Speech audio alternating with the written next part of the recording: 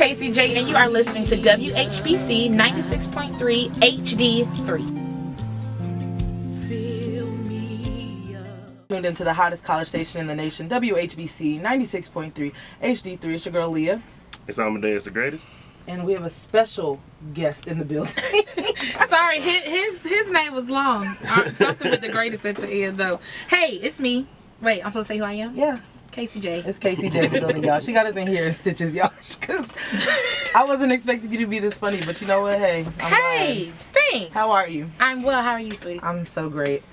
So, we're in Washington, D.C. right now. How are you enjoying your time? I'm having a ball. It's a lot packed into a day. We've already established that there aren't any snacks. So that's making the day go a little bit different. No, it's been awesome, seriously. Oh my God, you have me too tickled. Okay, let's start off because I'm already, one thing about you, you're considered the flower child of. I've heard that in these streets. In these streets, you can't be a flower child in the streets. In these gospel streets. These gospel streets, exactly. Yes. And you're not really. You have tattoos. You got you're the opposite of what I would consider traditional. Okay. In a sense, which is not a bad thing. I got it. So do people try to criticize you sometimes about that? I don't know. You know what? I honestly, I feel like anytime you deviate from what God created you to do, it's an insult to Him. Come on. So if you don't like it, okay. I mean, I can't. Honestly, I don't hear that kind of stuff because I don't entertain it. So right. I don't lend my ears to that. So if that's happening, I'm just not very aware of it, which I prefer. So how many tattoos do you have? Hey, listen, couple. Wait, 4 now. I'm actually thinking about getting one though. Are you? Yeah, I am. Listen, now I did not get them until I was out of school. Right. I got them all. I'm just saying because exactly. He would cut me off. The real truth. Let's talk about it because my mama would have made me poor. So I got all of these and I live by myself and I was making my own money. Come on. No, I have 4 and they're all meaningful and I'm trying to stop. But I got one like 2 weeks ago. But after that, I'm stopping. It's done. I'm done. It's cold turkey. Yeah. Now tattoos are a pretty big deal. So I'm sure I know anybody gets tattoos does their research. So do you have a certain shop in any place that you go to? I have people that I like, so I will follow the same person to any shop. For real, like I like their style. So I got Tim did the one on my foot, and then he wasn't open the day that I wanted to get the one on my arm, so I had him suggest another guy, 7. So I go by people, not by shops. Okay, I respect it. Okay, to the music. Yes, the music. That's important. Not tattoos. Okay, so fill me up. Mm-hmm. Now, how do you feel? Because everybody and their mama sang your song. They sang your song. That is a lot of. The song does not belong to me. It belongs to the universe. The universe. No, I didn't write the song. The song's actually written by an awesome writer named Will Reagan. Okay. And so he allowed me to minister, and I think that's why I'm cool. I mean, whoever wants it doesn't belong to me. Right. I mean, nothing belongs to us. Right. We all sing everything. But no, I think it's awesome to hear other people able to worship, and it's impacted them the same way it impacted me when I first heard it. Yeah. No, it's an amazing song. Thank you. I've literally heard 5 artists sing it, and I was just like, oh man, like that's. But I mean, that's also an incredible compliment as well, because that means you distributed it to a way that they wanted to take it. And I mean, the song speaks for itself. I think anyone who has a heart for worship, they can connect with that song. Oh yeah, it got me through because fill me up, like yes, on finals, not halfway. Hey, listen, you know what I'm talking about. When finals hit, Lord, fill me up. Why you all the way? I'm too old to know about finals. What you trying to say? My last final may have been 10 years ago, but well, seeing how Bree graduated in the fall, I just thought she could relate. The girl was like, not you, old lady. Remember? You a teacher? I would hope you got some degrees. I do have some degrees. Where did you go to school? At University of Georgia. Okay, all right. Now speaking of University, you are from Atlanta. I am from Atlanta. No, I've been defending my city all day. I respect it. Okay, I'm from Cobb County, so I have to. So you are not from Atlanta. I am not. No, and I will take that. I will take that. I'm not even. It's not even shade. No, it's not because people say, okay, so if you're in Atlanta, you can't say you're from Atlanta and your zip code is not in Atlanta. Basically. But when you're outside of Atlanta, for other people's frame of reference, you just say Atlanta. I got you. That's what I'm saying. And when I came here, I said Atlanta because it's easier than saying Mableton. Thank you. Now, Exactly. Everybody like. And you don't get no street cred. Right. That's what I'm saying. So I say for people that don't know Georgia, but if I meet somebody from Georgia, okay, I'm from Cobb County. Are you from Mableton? I am from Mableton. In real life? In real life. Y'all have a nice amphitheater. No, I mean, no, it's not country. It's not just country. Not It's city. just It's nice. Yeah. Y'all have the Mableton Amphitheater. Yes, we do. Mabel House. That's nice. See? Yeah. So. Okay, I'm glad y'all got the clarification. No, We don't have these problems in Texas. You know, it's Atlanta. It's Metro. Everybody just from Texas. Yeah. I mean, it's Atlanta, it's Metro Atlanta, and then there's everywhere else. So you don't have to ask questions. So, what was growing up in Atlanta like for you? You know what? I am a church kid. Mm-hmm. My grandma's the one who filled up the communion cups with Welch's. Was she an usher? She was an usher. She You was knew on you couldn't the play at pastor's aid ministry, Oh. which you bring them water, Yeah, but you gotta wear white. yeah. So you can't. You couldn't play when your grandma was an usher because she get No. on that door and pop the back of your neck. My so grandma quick. was the usher and my mom was the choir director. Oh, that's So what. there was no escaping. Oh yeah. See, I was a drug baby. My grandma drug us to church. Oh, whoa! Oh, wow. Because I thought you was telling your parents' testimony and I didn't know if you had their permission. Yeah, Got it. I was Okay. ready now. Yes, I was like, My grandma wow. drugged me to church. God bless it. Amen. Drug y'all- baby, that's funny. That's funny. I was drugged to church. Amen. I got it. That's hilarious. So, how did it go from being a teacher to a gospel singer? How did that transition work? Well, it started way before KCJ thing. I always like to tell people because I know people say, you just came out of nowhere. Where did you come from? So probably about 3 or 4 years ago, I was in my classroom and God told me that he wanted to do something really special, but he wouldn't tell me what it was. And he said, I need to do something for you, but I need you to tell me yes now. And so what you're seeing now is really the result of a yes that I did in private. And I think like I'm learning like that's how God works. He'll confirm some things for you in private and then present you publicly. So this transition is something that God has been working on for years and I've been working on not even knowing it for years. So when it was really time to kind of make that step, I had already made that step in my mind. Right. So I'm only 3 months out of the classroom. Oh wow. Yeah. You just My had last day was babies. like March. I just had babies. Don't be saying I just had babies, girl. We're breaking it here. Right. That's Right, a KCJ, TMZ. right. KCJ had babies 3 months You know, ago. we don't got TMZ for the gospel community. It's like JesusChristLovers.com. KCJ having a baby. Y'all know that's how No, I I break was the news. in the classroom about, my last day was March, like the end of March. What did you teach? Mathematics. What Elementary mathematics. Oh, you got a heart for the children. Yes, I do. don't have the Because when they get I to be respect y'all's age, they got too much mouth. Yeah. And they That's talk. very true. That's very true. I'll give you that. Well, Keep 'em short. I know I can guarantee that the teacher game is essentially different from the gospel music game. But You know what? I thought that, but the more I'm in it, the more I kind of see the way they compare. Really? Like the same way I teach in the classroom, I teach and my heart is to really help people understand worship.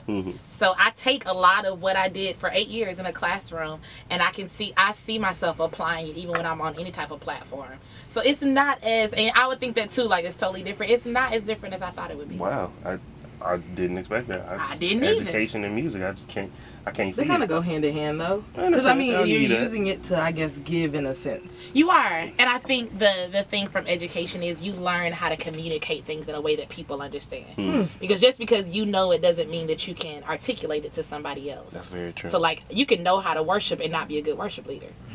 You just are great at your house in the bathroom. Jules. Yeah, my YouTube ministry game is strong. See? I love YouTube videos. Exactly, That's but how I you found may Brave. not want to be in front of people in person. Right. So just learning how to utilize that has been helpful for me.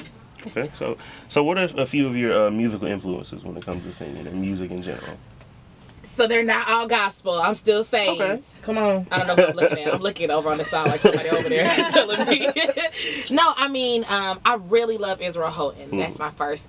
And what I liked about him is, like, if you follow him, he came out kind of like gospel sounding, but as he sort of grew and as his ministry grew, like, anybody knows Israel Houghton.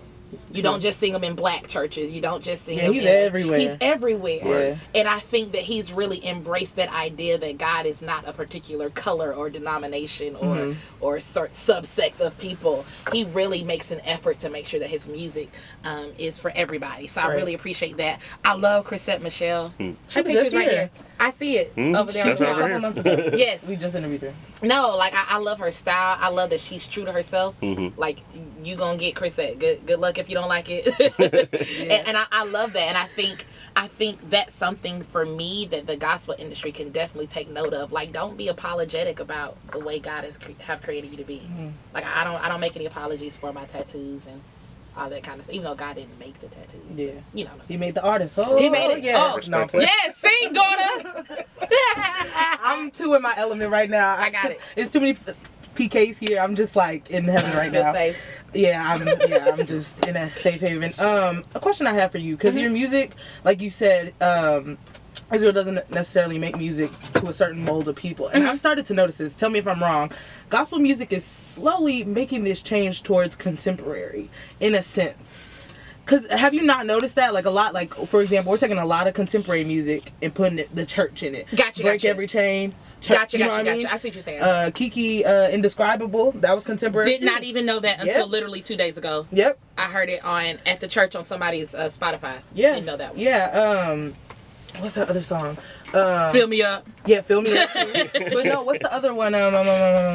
Oh, why can't I think of it? But it's a bunch of gospel songs that have now, like, black gospel artists are taking contemporary, which I love, because I always tell people too, I have this thing, you know, don't get me wrong, grew up in a black church, but something about the way white contemporary music, their praise is just pure, and it's silent and it's still, but it's you meditate in it. I think you're sort of answering your own question in that I think what I've learned is most gospel artists that I know, they still listen to contemporary Christian music on their time. Like if you go through their, I was gonna say iPod, iPhone, or whatever, like you'll see those artists. And I think one thing that gospel music has to be careful about, and I won't say, there's an artistry to gospel music that is undeniable. Right. There's a talent to black people that is undeniable. Right. And I think we see that a lot of times in sort of the execution of gospel music.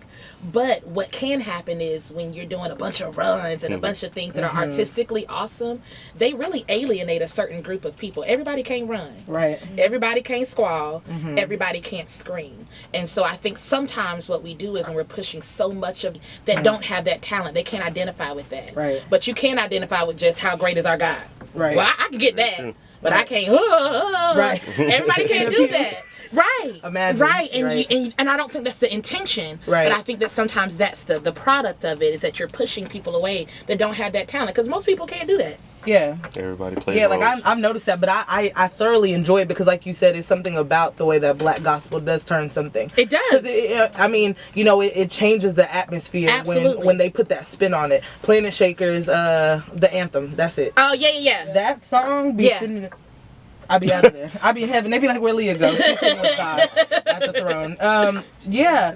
So the album, tell me a little bit, The Truth. Tell me a little bit about it. The Truth. So the album is entitled The Truth. It came from John 4:24, where it talks about God seeking those who will worship him in spirit and in truth. And for me, I got the spirit part, but I was, to be honest, I was kind of confused about what he meant by the truth. So I just began to study and ask God, can you kind of tell me what it is you're saying? Right. And he said it's when the truth of who he is meets the truth of who we are. So there's kind of this sort of dual honesty happening. And so every single song on the album is in that vein. It's either a truth about who God is or a truth about who we are. Right. And so I wanted to sort of stay there and really allow people to worship, which is my heart. Right. Yeah, I'm absolutely obsessed. Like I like your sound too, because like I told you, I'm into that. Fill Me Up is my favorite though. Thank you very much. You still there? Yeah, nothing else tickles your fancy. I love it though, because it just like I told you, got me through finals, and anything that can get me through finals at Howard, it's the struggle around here. I understand. It's because back in my younger days, since y'all try to act like I was 1,000, back in my younger days, I remember the struggle. Yes, the struggle is real. Sure. So we're gonna conclude this interview, but it's at WHBC here. It's our 40th anniversary this year. Really? Yes, we've been in this basement for 4 years. years. 40 You're supposed to more say years. basement with excitement. This is basement. Hallelujah. Yes, No, hallelujah. But we've been here for 40 years, so a question we've been asking everybody is, if you had 40 of anything right now, what would it be? Chips. Okay, I'm respect it. sorry. I'm Hey, she's hungry. hungry. But I after the fully 40 understand. chips, I would get probably 40 I miss my friends. 40 friends? Yes. Oh. No, you don't need 40 friends. I feel like 40 friends is a lot. Well, I have a big family. Oh, okay. So I include them. You include Okay. them? Oh, okay. I do. Well, I then, miss yeah. them. So we I would got pile like all 20. of them in a room and we would kick it. That'd be I'm gonna lovely. go with that. Nobody says anything you're ever thinking of. What have we had? We've had 40 houses. Yeah, 40 Now, houses. who's gonna clean them? Well, Exactly. he's a rapper, so he said he wanted to have a house so he could sleep instead of getting a hotel everywhere he went. So he everywhere. Oh, and he went, did say had 40 his own maids. house. He's at 40 I was gonna houses. say you're with a gonna maid in need each one. 40 maids. And then I got it. the other answer we got was 40 boxes of Lucky Charms. Charms. I Another would be rapper. with that because See, I'm I hungry. understand. Okay, I fully understand. But the marshmallows, I think they're like indestructible. Don't eat those. Really? I believe it. I believe it. They're not marshmallows. They already dried. How long they been dried? That's a good question. For 40 years. I'm convinced everything we eat is gonna kill us. In there. Everything, They will yes, you're probably right. survive. Yeah, so I just feel like when people be trying to tell me about food, they be like, "Don't eat that. Get Eat safe, it y'all. organic." Because I be everything like, you eat is going to kill you. No, according to Leah.